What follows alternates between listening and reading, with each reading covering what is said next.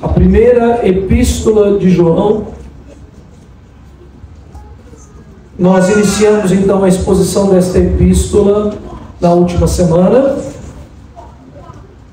e vamos continuar a exposição do capítulo 1. Eu vou ler novamente todo o capítulo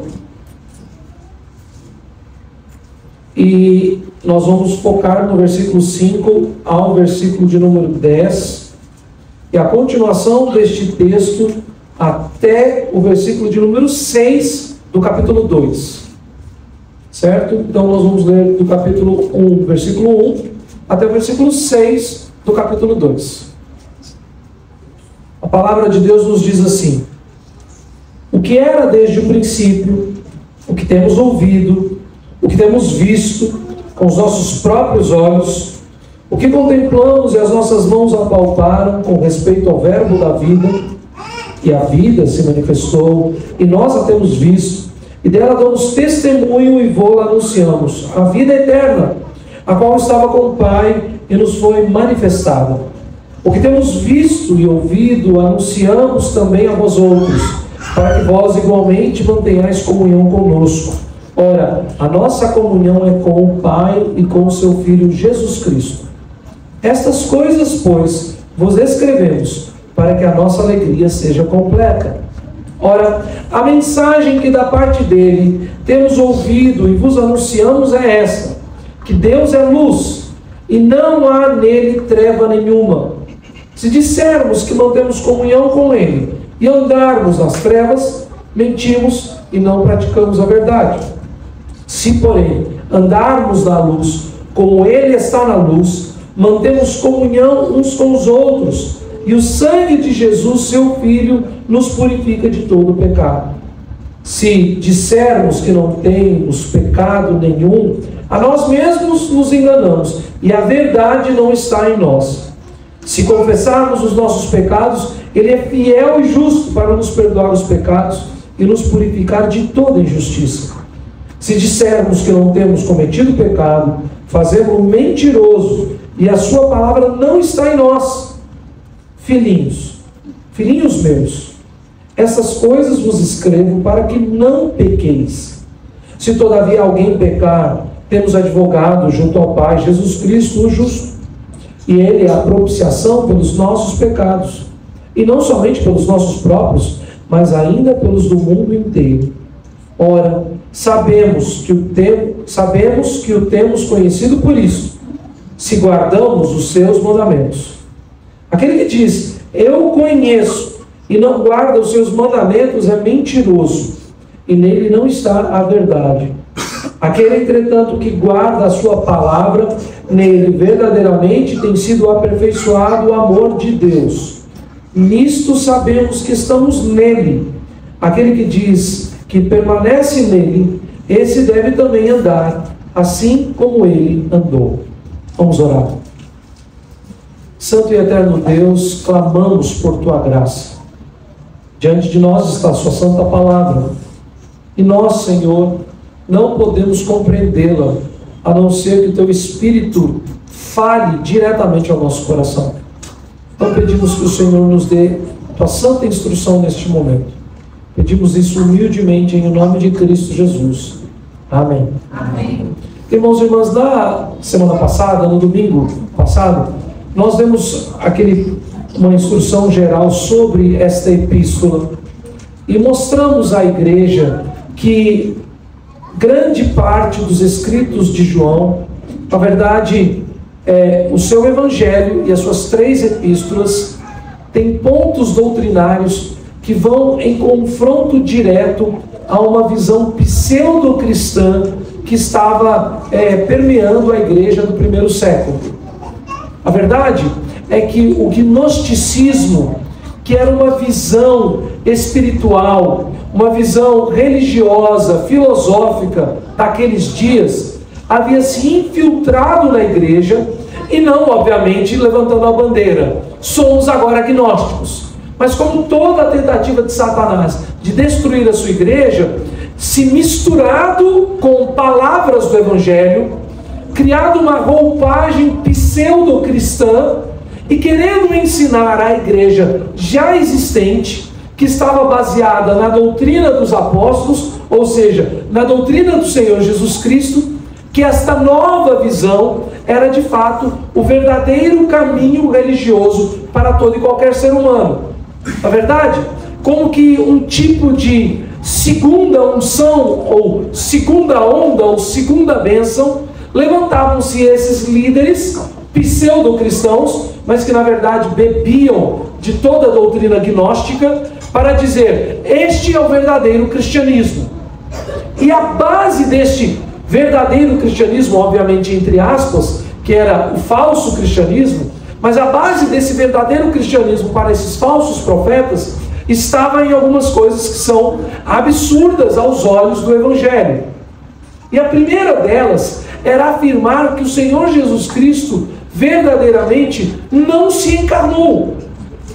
Porque pela visão gnóstica, a alma é pura e ela não pode se misturar com a carne, com o corpo, que é impuro, pois todo o pecado se dá na carne, mas a alma é pura. Então o Deus Santíssimo jamais poderia ter se feito carne.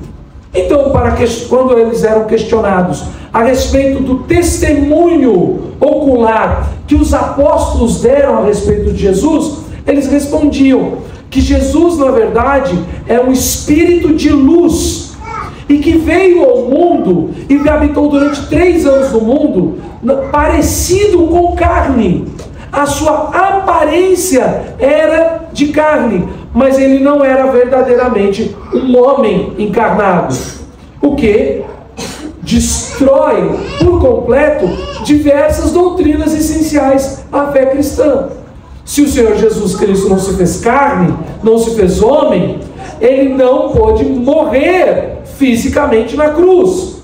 E a cruz então seria uma mera atuação, um teatro, para que as pessoas pudessem ter um alvo novo para a sua fé, para que elas pudessem ver uma encenação e tivessem então agora a inclinação espiritual de viver uma vida de abstinência, uma vida sacrificial, uma vida entregue ao próximo. Mas essa, na verdade, não é a mensagem do Evangelho. O Senhor Jesus Cristo veio em carne, nasceu da Virgem Maria. Ele foi um bebê com cordão umbilical. Ele nasceu e teve que ser trocado e limpo. Necessitou por muito tempo do leite materno de sua mãe. Foi criado e crescia, sim, em estatura, graça e sabedoria diante de Deus e dos homens, mas foi criança. E foi sendo criado até se tornar adulto, e na sua vida adulta, aos 30 anos de idade, iniciou o seu ministério. Com 33 anos, foi morto na cruz do Calvário, morto, traspassado por lanças, foi pregado numa cruz, recebeu uma coroa de espinhos e morreu. E ao 3º dia, com poder e glória, ressuscitou. Então é exatamente por isso que o apóstolo João inicia sua primeira epístola dando descrições tão físicas. Veja o que ele diz: o que desde o princípio, o que temos ouvido, o que temos visto com os nossos próprios olhos, visto com os nossos próprios olhos, o que contemplamos, o que as nossas mãos apalparam. Isso nós enfatizamos no domingo passado, dizendo: João está dizendo, beijei o rosto de Jesus, apertei a mão de Jesus, abracei Jesus. Não era um espírito, era um homem, de fato e de verdade. Mas ele faz isso, em momento algum, diminuindo a outra perfeita natureza do nosso Redentor, que ele fala que ele é desde o princípio, o qual estava com o Pai. Ele é a vida eterna, ele é o verbo da vida, mostrando aos seus leitores, em apenas 2 versículos introdutórios, que tudo aquilo que ele irá falar a respeito é a respeito do Cristo vivo, vero homem, vero Deus, 100% homem, 100% Deus, onde as suas naturezas são perfeitas e vivem em tensão sem se fundir e jamais se repelindo. O problema é que todo esse tipo de pseudo-teologia traz as suas implicações. Se a verdadeira teologia traz implicações nas nossas vidas, a pseudo-teologia da mesma forma. E para o gnóstico, se o corpo é mau e o espírito é bom, tudo aquilo que se faz no corpo, na carne, não pode ser considerado pecado, porque a conexão do homem com o divino se dá pela alma. Então a única forma de afrontarmos a Deus é quando nós pecamos na alma, ou seja, sendo ipsis literis com aquilo que os gnósticos acreditavam e queriam introduzir na vida da igreja. Eles diziam o seguinte: você pode fazer o que você bem entender, contanto que seja de bom coração. Então é a pessoa que é depravada e ela é totalmente lasciva e imoral. Ela vive uma vida de prostituição contínua, mas ela não faz mal a ninguém. É consentido. É ir em uma festa mundana e beber até cair, mas não tem problema algum, porque eu peguei um Uber no final da festa e não dirigi para casa embriagado, então não quebrei, não fiz mal a ninguém. De uma forma última, o que ele está dizendo na verdade é que para que eu viva por Cristo e ande com Cristo, é importante que eu purifique a minha alma, independentemente da minha conduta diária, independentemente das minhas práticas. E de forma clara, o que estava sendo introduzido na igreja no primeiro século era verdadeiramente essa ideia: um homem pode ter 2 ou 3 mulheres, isso não é pecado, contanto que esse homem seja um homem de oração. Um jovem pode ser uma pessoa embriagada, ser cheio de vícios, já imoral, não tem problema nenhum, contanto que ele seja um ávido leitor das Escrituras, que ele medite na Bíblia, que ele fale com Deus, que ele purifique a sua alma. O que é feito no corpo não tem problema nenhum. Ou seja, para o gnóstico, a frase do dia era: meu corpo, minhas regras, contanto que a alma seja elevada a Deus. O Espírito Santo então conduz o apóstolo João a falar sobre essas coisas a esse povo, para que esse povo possa se manter em comunhão. Ou seja, a igreja do Senhor Jesus foi atacada por uma mentira tamanha que ela estava à beira de uma divisão. E prestem bem atenção, não é uma divisão qualquer. Nós estamos falando sobre a unidade da igreja no primeiro século da era cristã, espalhada e que vinha se crescendo por todo o Império Romano, será atacada e destruída uma vez que esta doutrina entrasse e tomasse conta das principais igrejas, conta da mente de muitos pastores. Isso ia causar uma grande divisão, e o apóstolo João diz que haveria uma divisão, prestem bem atenção, entre o apóstolo e a igreja. Ou seja, é óbvio que haveria uma divisão entre todos aqueles que andaram com Jesus e a igreja mais contemporânea, a igreja daqueles anos passados, cerca aí de 40 a 50 anos depois da morte e ressurreição de Jesus. 50 anos passados e nós veríamos a igreja totalmente destruída.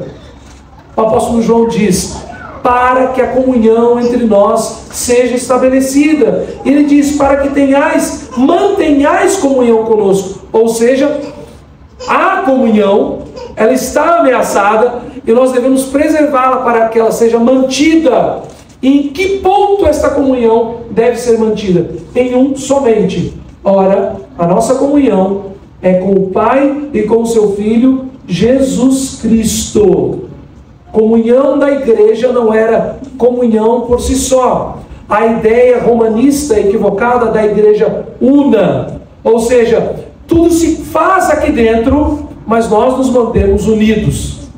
Toleramos todo tipo de afronta, mas nós nos mantemos unidos. Não é uma unidade da igreja com a igreja, é uma unidade da igreja com Cristo e com o Pai. E se nós não estivermos unidos na visão e na doutrina de que o Pai enviou seu Filho e que Ele se fez carne e morreu em nosso lugar para saciar a ira do Pai contra o pecado, a igreja obviamente está dividida.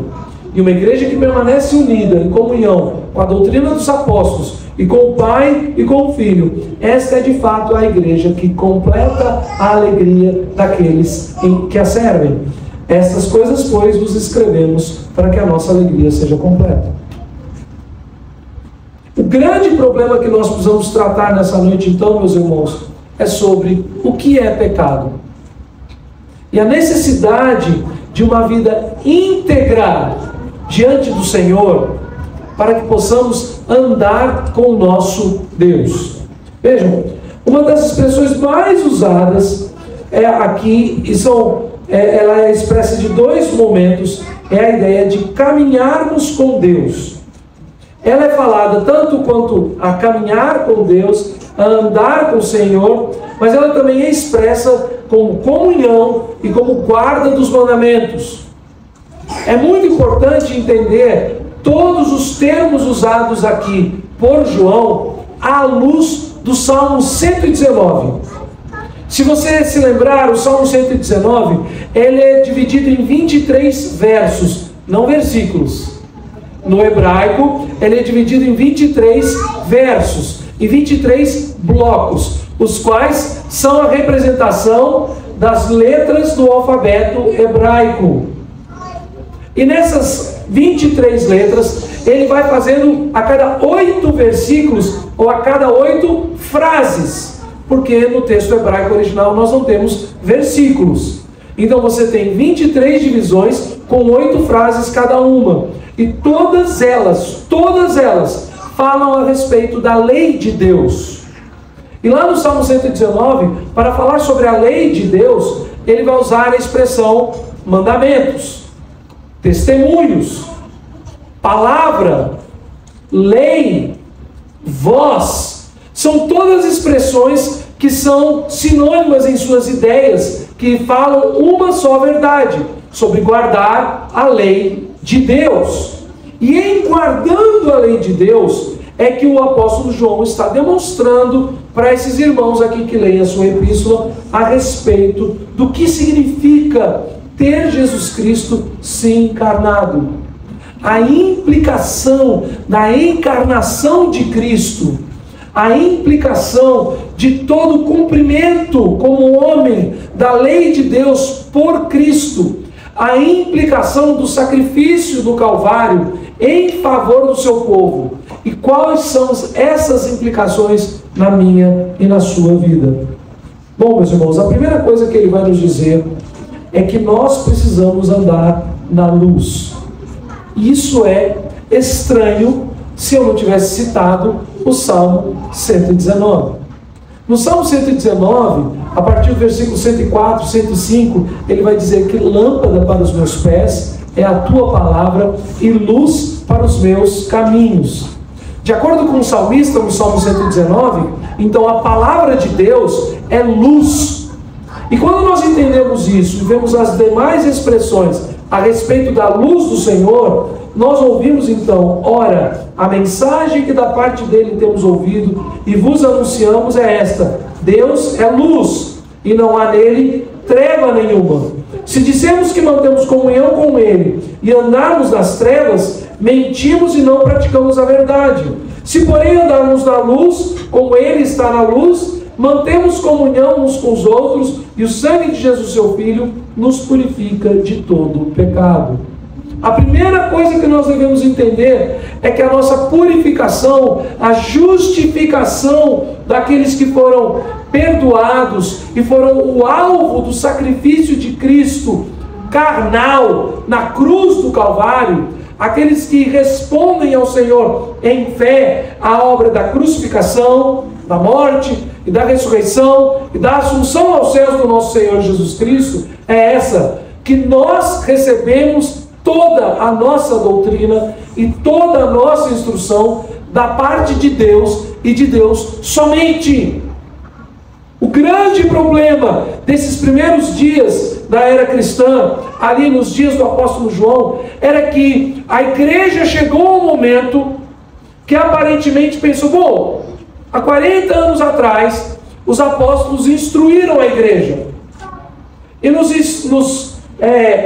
ensinaram, e nos doutrinaram, mas nós vivemos em um mundo onde outras instruções fazem parte do pensamento humano.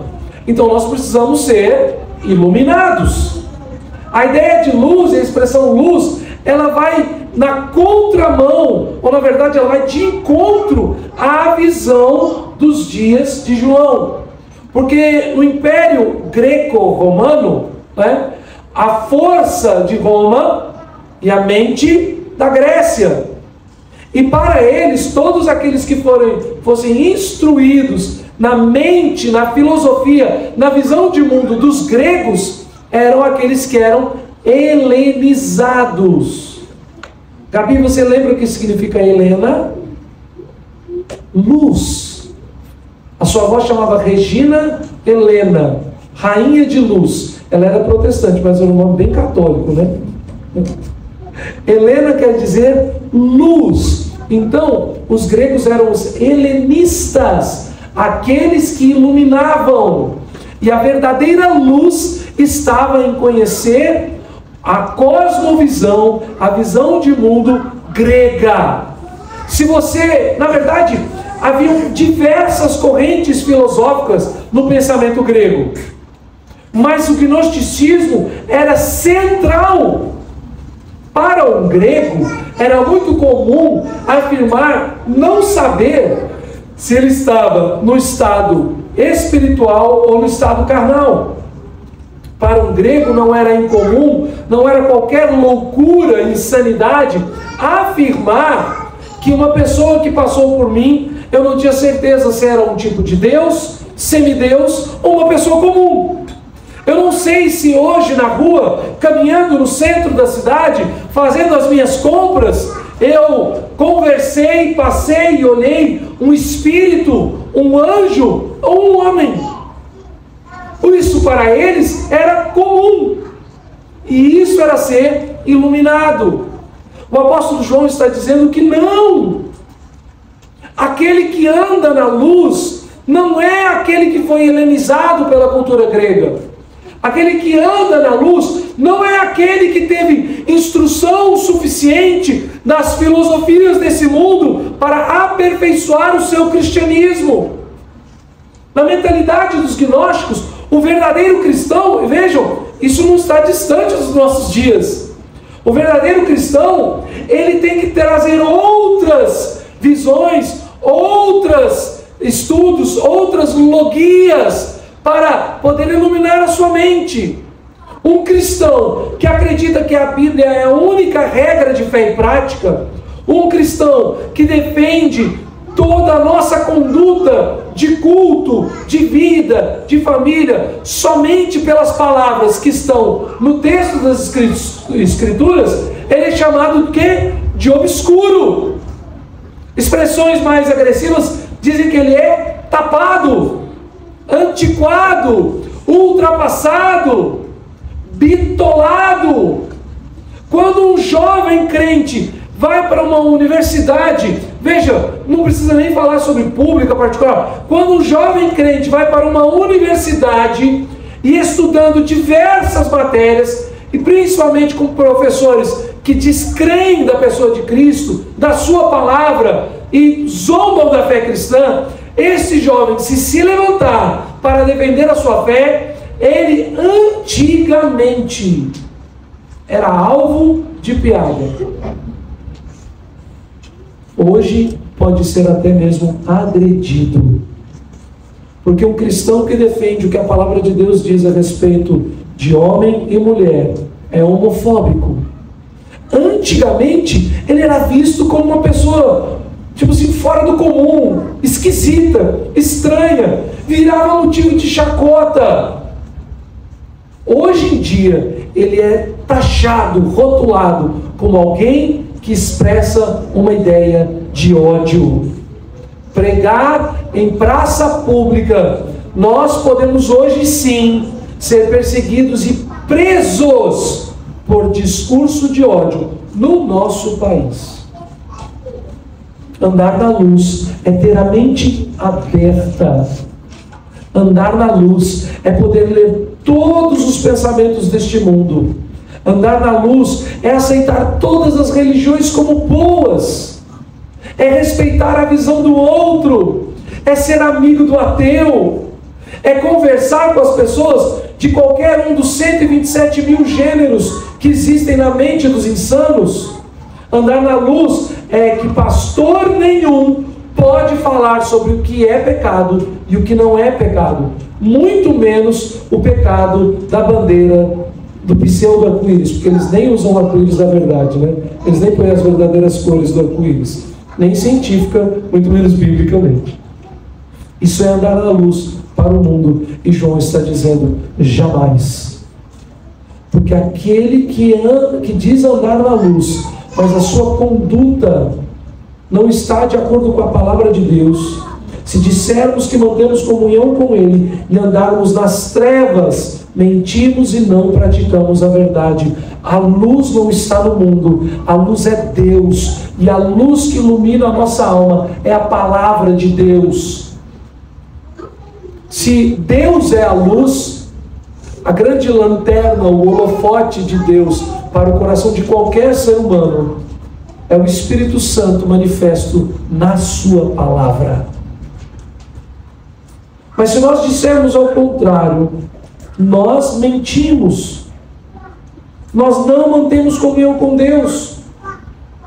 Agora, se porém andarmos na luz, como Ele está na luz, mantemos comunhão uns com os outros. Veja, novamente, ele está usando a expressão que ele usou no versículo de número 3, dizendo que ele está buscando, através dessa pregação, que mantenhamos comunhão uns com os outros. A manutenção da comunhão dos cristãos está em crermos unanimemente no que a palavra nos ensina a respeito do Filho.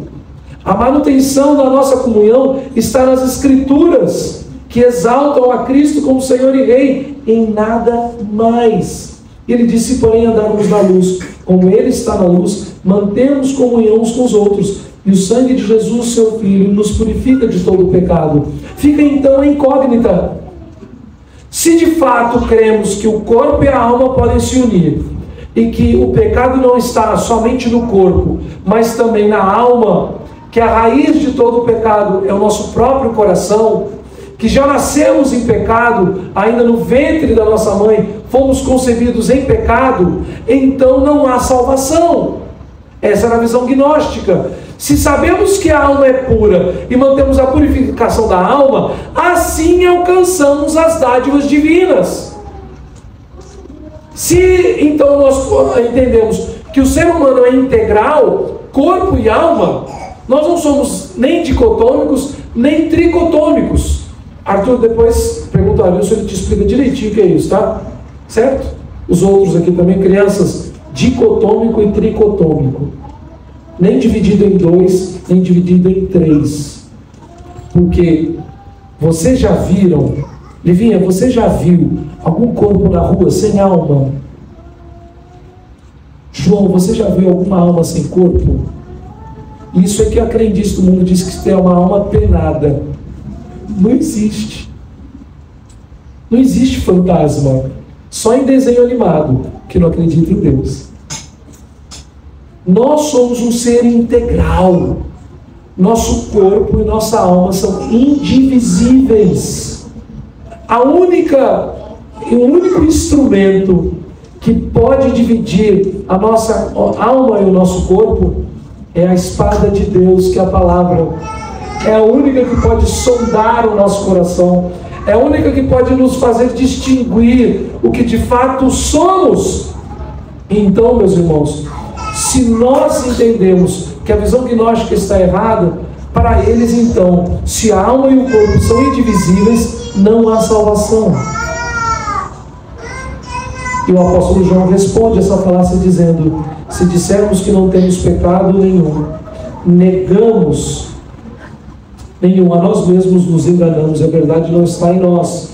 Se confessarmos os nossos pecados, Ele é fiel e justo para nos perdoar os pecados e nos purificar de toda injustiça. Veja, no versículo 7, primeiro ele diz: se porém andarmos na luz, como Ele está na luz, mantemos comunhão uns com os outros, e o sangue de Jesus, seu Filho, nos purifica de todo o pecado. Aqui está a primeira chave, quando ele fala sobre pecado. Ele diz que se andamos com Deus, e na sua santa palavra que nos ilumina, nós então somos purificados pelo sangue de Jesus.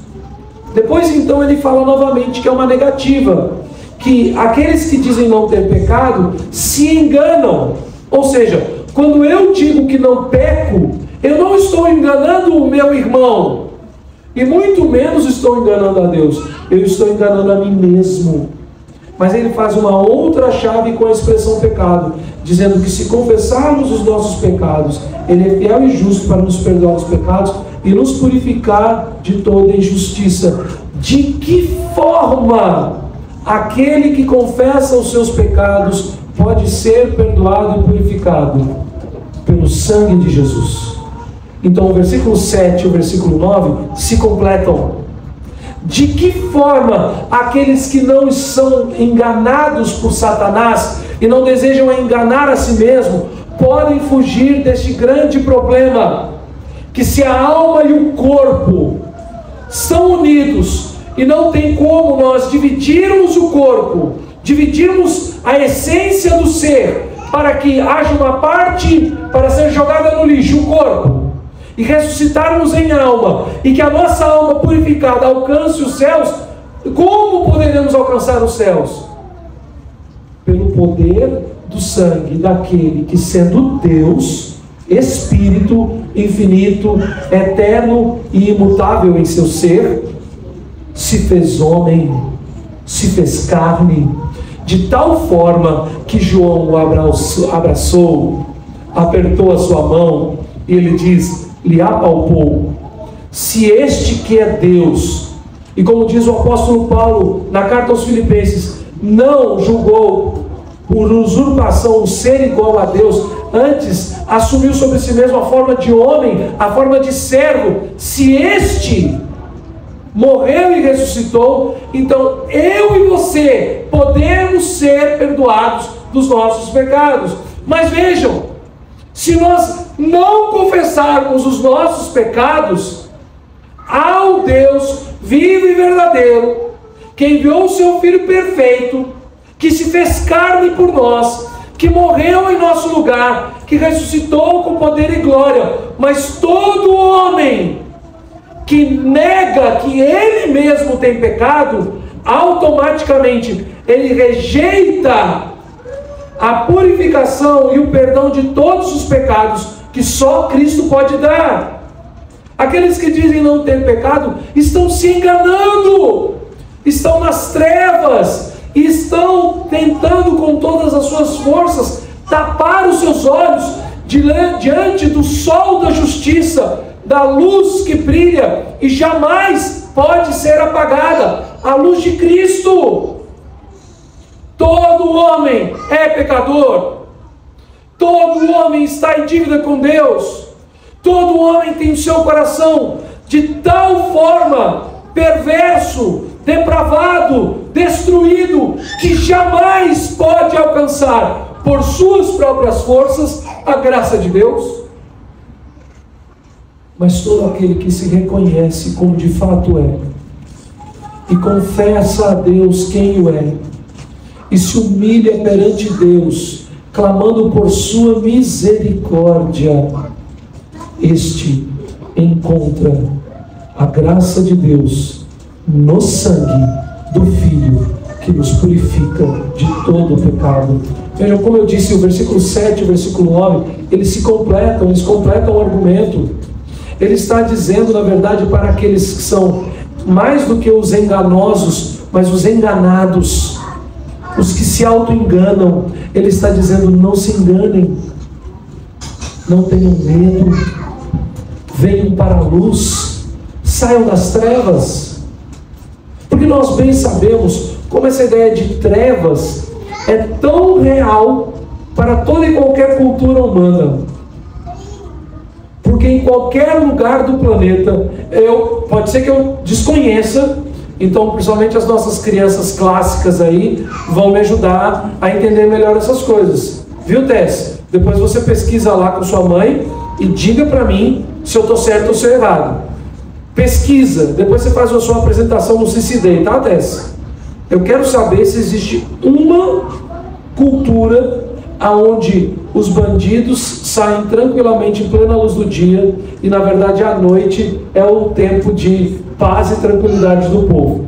É claro que você vai talvez, Tess, me dizer que no Brasil os bandidos roubam a luz do dia, mas isso para qualquer cultura é uma vergonha. Para qualquer jornal e para qualquer cronista isso é um motivo de grande crítica. Mas em qualquer lugar do planeta, quando escurece, fica mais fácil de se esconder e se esgueirar. Quando escurece, fica muito mais fácil de surpreender o inimigo. Quando escurece, fica mais fácil de fazer o mal sem ser visto. E é por isso que o apóstolo João está enfrentando a ideia das trevas. Mas ele insiste: se dissermos que não temos cometido pecado, fazemos-no mentiroso, e sua palavra não está em nós. E nessa noite, nós vamos parar neste versículo, e no domingo que vem, mercê de Deus, Tiago 4,15, vamos continuar. O que ele está dizendo é que todo aquele que se diz teólogo e despreza o pecado, ele não é pastor, ele não é profeta, ele não é teólogo, ele é mentiroso. E vejam bem, ele usa a expressão com duas distinções. No versículo de número 8, ele diz o seguinte: se eu digo que não tenho pecado, eu me engano. Mas no versículo de número 10, ele está dizendo o seguinte, que aquele que diz, a expressão aqui parece se dissermos que não temos, mas ele não está falando sobre uma fala coletiva, ele está falando sobre um ensino a muitos. Uma coisa sou eu dizer a mim mesmo e ficar considerando com Deus e não acreditar no pecado. Eu estou enganado, eu estou em trevas e eu estou distante do perdão e do poder do sangue de Cristo. Mas agora ele está dizendo de uma forma coletiva que aquele que ensina que não há pecado, este não está com a verdade. A palavra de Deus não está nele. E o que ele está fazendo na verdade é dizendo que Deus é mentiroso. Se dissermos que não temos cometido pecado, fazemo-lo. Fazemo-lo quem? Deus, a luz, o Filho, aquele com quem nós temos comunhão real. E como é que nós podemos ter comunhão com alguém que nós dissemos ser mentiroso? Não é possível manter comunhão com uma pessoa que eu tenho convicção que é mentiroso. O mentiroso contumaz.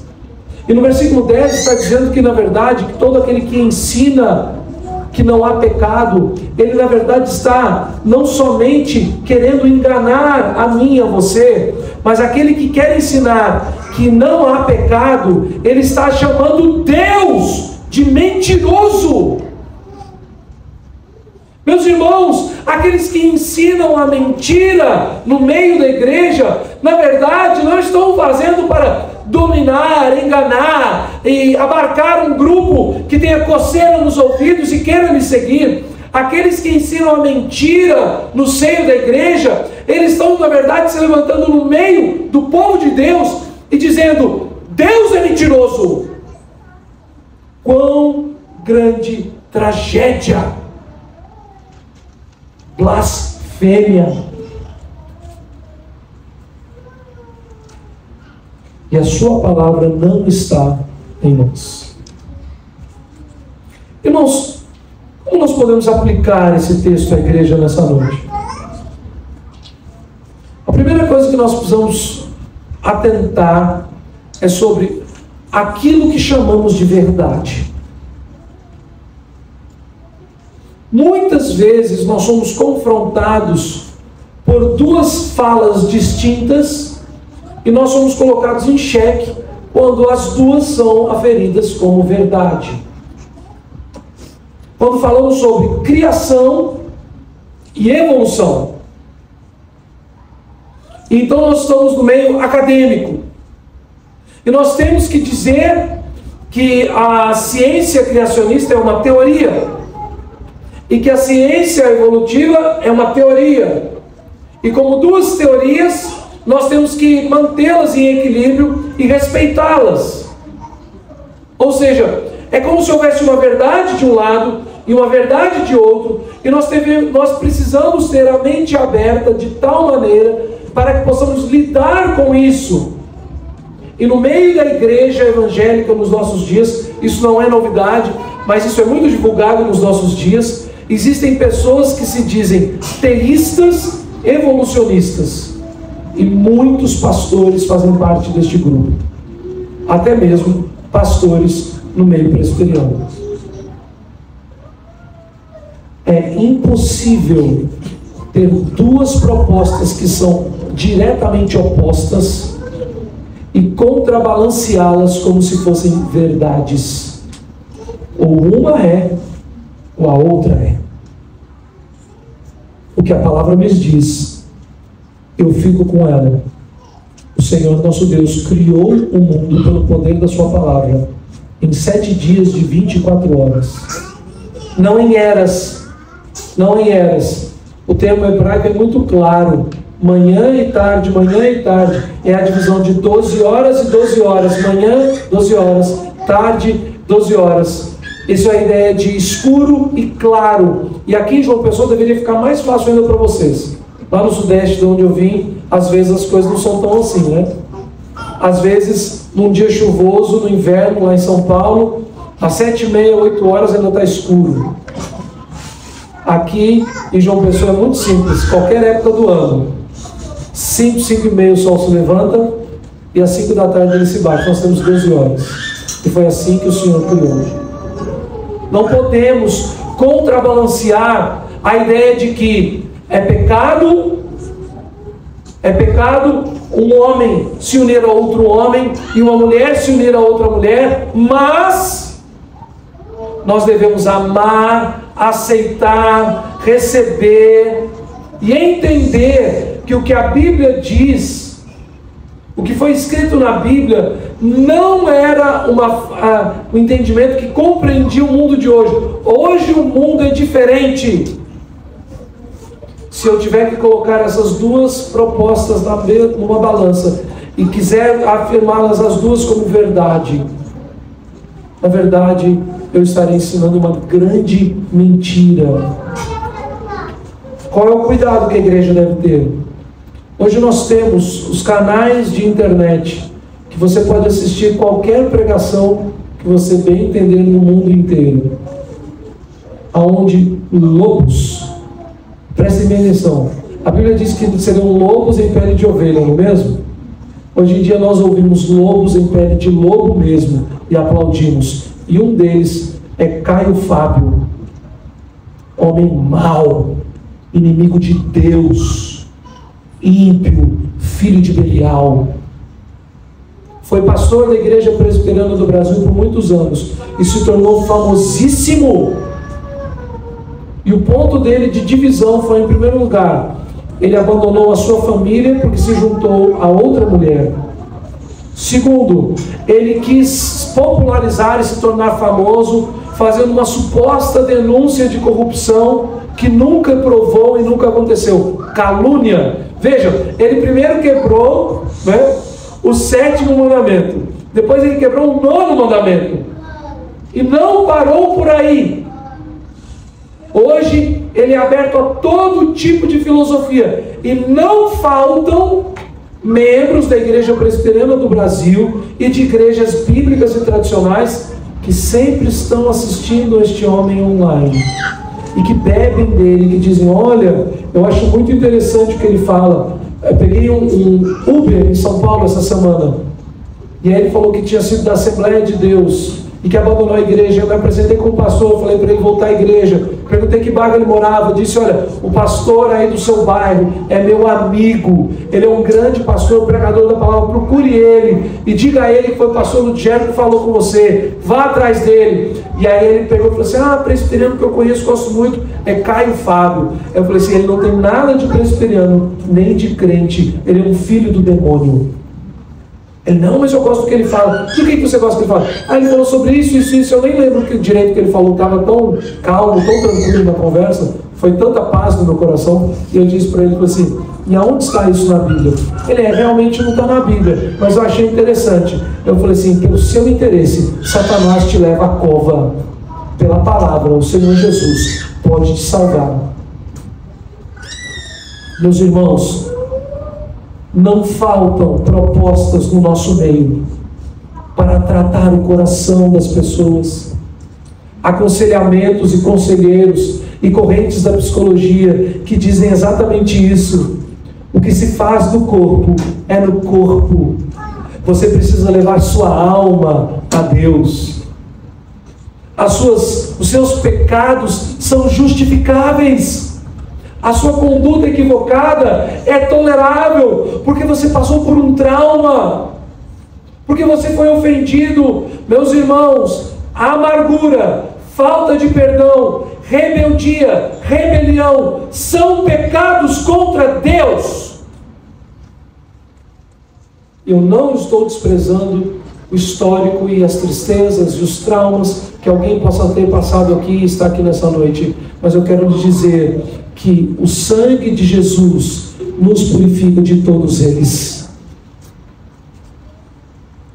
Quando uma moça ou uma criança é abusado por alguém de sua confiança e ferido física e emocionalmente, nós precisamos dizer a essa pessoa que o sangue de Jesus lhe purifica de todo o mal. Não foi o mal que aquela criança cometeu, cometeram contra ela, e ela vive presa a isso. E nós precisamos dizer que o sangue de Jesus nos purifica de todo o pecado, a ponto de que o ferido possa ter poder em Cristo para perdoar quem lhe feriu. Não estou dizendo que é fácil, mas estou dizendo que o texto que João está nos ensinando nessa noite, e que a palavra que Deus tem para nós é que nós precisamos, com todas as forças, lutar pela permanência na comunhão da igreja. E esta comunhão se dá única e exclusivamente na pessoa do Filho, que nos leva e nos une ao Pai. Para isso nós precisamos confessar todos os nossos pecados e não remediá-los. Nós não podemos mais tratar as nossas ansiedades com remédios tarja preta. Nós precisamos levar todas elas à cruz do Calvário e trocá-las por oração, confissão de pecados, gratidão e súplicas. Nós não podemos mais tratar problemas do casamento, afrontas do marido contra a esposa, desonra da esposa contra o marido, com terapeutas, com viagens românticas, com cursos, com novidade, com mudanças. Nós precisamos tratar esses problemas com a cruz e com o sangue do nosso Redentor. João está nos dizendo que ou encaramos quem somos, ou encaramos a nossa miséria, ou confessamos todas as nossas mazelas e todo o nosso pecado, ou não temos comunhão com o Pai. Muito pelo contrário, fazemos ou afirmamos que Ele é mentiroso, blasfemamos contra o nosso Deus, e a sua palavra não está em nós.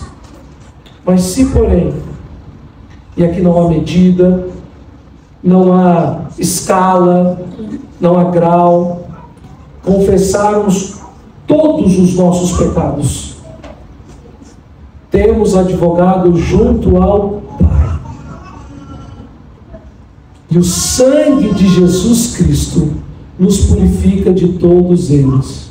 Ora, Se é pelo Filho que temos comunhão com o Pai, e se é assim que mantemos a comunhão e a alegria da igreja, é pelo sangue que purifica cada um de nós, todos nessa noite, miseravelmente pecadores, que mantemos a unidade na nossa casa, nos nossos casamentos, pais e filhos, e deste povo que aqui reunido está. A igreja de Cristo Jesus perseverará unida, na medida que cada um de nossos pecados for levado ao madeiro e purificado pelo sangue do Cordeiro Jesus. Meus irmãos, muitos outros alertas poderiam ser feitos nessa noite, mas eles não nos são necessários. A palavra de Deus é viva e verdadeira para atravessar os nossos corações e dividir o corpo e o espírito.